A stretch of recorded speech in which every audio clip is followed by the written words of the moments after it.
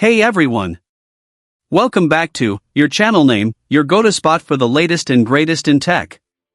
Today, we're diving deep into one of the most exciting laptops of the year, the 2025 Apple MacBook Air 13-inch, powered by the all-new M4 chip, built specifically for Apple Intelligence, Apple's next-generation AI system. And just look at this, we've got the gorgeous sky blue version right here. So if you're in the market for a sleek, powerful, and AI-ready laptop for work, school, or content creation, stay tuned. The 2025 MacBook Air 13-inch is not just an upgrade, it's a leap forward. At the heart of this machine is the Apple M4 chip, the first chip optimized for Apple Intelligence, delivering faster performance, smarter workflows, and AI-powered features right on your device.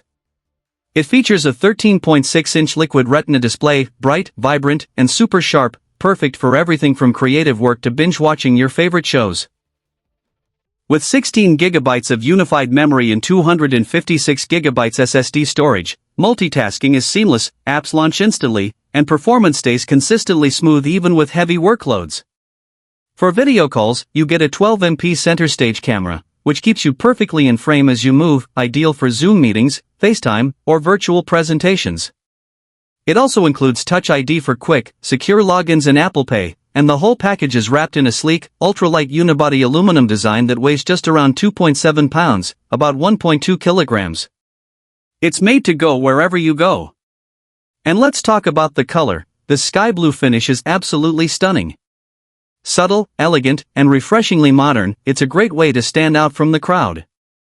If you're thinking about upgrading your laptop in 2025, the MacBook Air M4 13-inch is an absolute powerhouse, especially with Apple Intelligence redefining how we use our devices.